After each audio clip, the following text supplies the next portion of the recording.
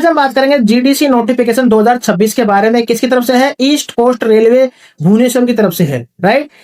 Notification आ गया है कब? 7/8/2026 को। ऑनलाइन एप्लीकेशन भी स्टार्ट हो चुके हैं। कब से? 15/8/2026 से। क्लोजिंग डेट है जो ऑनलाइन एप्लीकेशन की वो है 14/9/2026। लगभग आपको 1 मंथ का टाइम दिया है ऑनलाइन एप्लीकेशन के लिए। 1 महीने तक आप ऑनलाइन आपका फॉर्म भर सकते हो, उसके बाद में आपका एग्जाम होगा। तो देखो, इस बार सबसे बड़ी वैकेंसी है 1421। देखो, इतिहास में पहली बार इतनी बड़ी वैकेंसी आई है। एएलपी की वैकेंसी आई है 1000 plus 1046। Second number highest post है वो है टीएमआर की, ट्रेन गुड्स मैनेजर की, कितनी? 284, राइट। स्टेशन मास्टर की वैकेंसी है इसके अंदर 12। जेई की वैकेंसी है 22, राइट। और टेक्नीशियन है 51।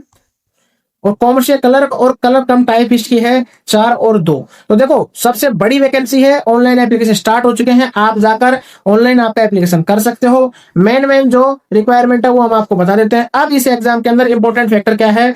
नेगेटिव मार्किंग का। देखो, वही 1/3 नेगेटिव मार्किंग रहेगी।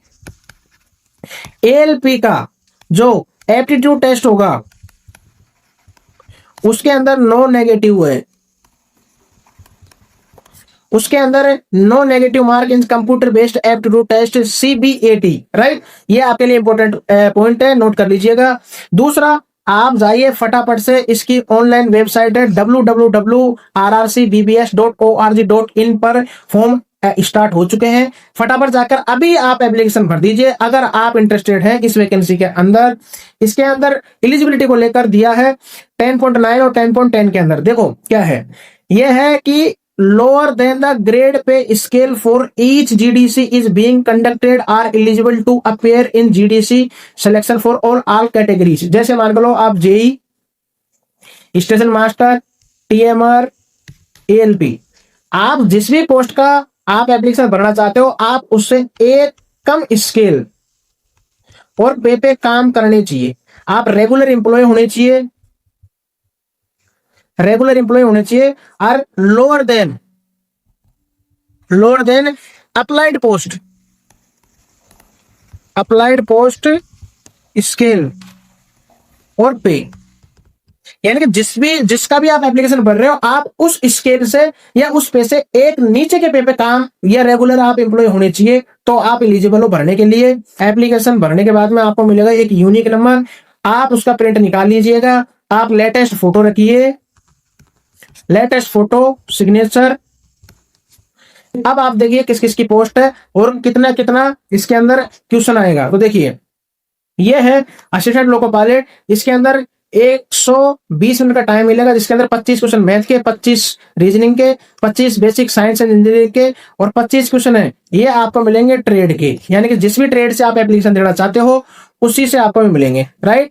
अब इसके अंदर जो मैथमेटिक्स का है सिलेबस वो आपको दिया गया है। जनरल इंटेलिजेंस एंड रीजनिंग वो भी आपका सिलेबस बता दिया गया है। साइंस, बेसिक साइंस और इंजीनियरिंग का, तो बेसिक साइंस और इंजीनियरिंग का सिलेबस दिया गया है। और ट्रेड का एप्लीकेशन दिया है। लगभग यहाँ पे 15 ट्रेड यूज हुई हैं, यानी कि आप किसी सी ट्रेड से एग्जाम दे सकते हो। 15 ट्रेड है। इन ट्रेड में से आपको एक ट्रेड चूज करनी पड़ेगी, कोई जो भी यहाँ पे ट्रेड दी गई है उनमें से किसी से भी आप एग्जाम दे सकते हो। तो आप एएलपी के लिए यहाँ से चूज कर सकते हो, बल्कि 3 आपका सेम रहेगा, मैथ, रीजनिंग और जनरल साइंस एंड अवेयरनेस।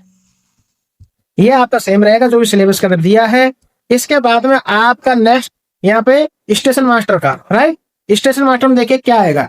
अब यहाँ पे ये चेंज है, स्टेशन मास्टर के अंदर 90 मिनट का पेपर होगा, जिसके अंदर 50 क्वेश्चन आएंगे जनरल अवेयरनेस के, मैथमेटिक्स के आएंगे 35 क्वेश्चन मैथ के, 35 क्वेश्चन रीजनिंग के, लगभग टोटल 120 क्वेश्चन हो जाएंगे। और 120 क्वेश्चन में आपको टाइम मिलेंगे कितना? 90 मिनट का, राइट। 90 मिनट का टाइम मिलेगा। और इसके बाद में मैथ का, जनरल इंटेलिजेंस, रीजनिंग का और जनरल अवेयरनेस का, राइट। ये आपको स्टेशन मास्टर का सिलेबस दिया गया है। लेवल 6 सेंटर कैडेट की वैकेंसी है। तो आप जो भी इंटरेस्टेड हो एग्जाम देने के लिए वो आप दे सकते हो। नेक्स्ट वैकेंसी है टीएमआर की, goods train manager, right. Goods train manager, right. इसके अंदर भी 120 क्वेश्चन होंगे, 35 रीजनिंग के, 35 मैथ के और 50 आपकी जनरल अवेयरनेस के। जीए के कितने 50, रीजनिंग 35 और मैथ 35। मात्र 3 सब्जेक्ट ही होंगे।